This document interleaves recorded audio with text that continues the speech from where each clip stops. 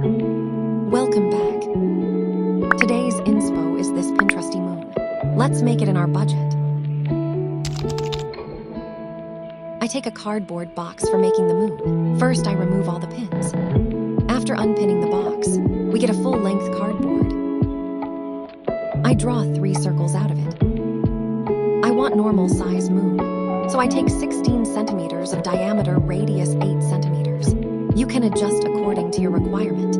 After that, I take 1 plain cardboard and the second cardboard piece which is broken. I pasted it on the plain cardboard on top of it. I paste 1 more cardboard to make it thick and balanced. From the same left cardboard, I take 2 strips. I take 2 long stripes to cover the edge of the circle and take the stripe length more than the thickness of the circle. I tell you after that why I take the stripe's height more than the thickness of the circle.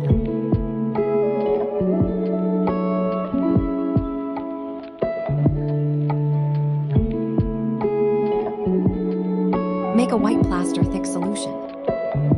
Pour it on the circle surface. We make edge so that the solution does not fall. I let it dry it for overnight until it get hard. You can see the results after drying. We make our own moon budget friendly. Cut the left edges. Now paint and add effects. I apply gloss to give it shine. I take a sponge piece and paint the surface of the circle. And a little black too, to add gray color effect and make the shadows in the holes. After drying, I make a layer of Mod Porch to increase the life. I accidentally deleted the clips of the process. I feel sorry. I take 4 or 5 small pieces and paste it on the edges of the circle with a little height more than the edge and a ring on top. I attach fairy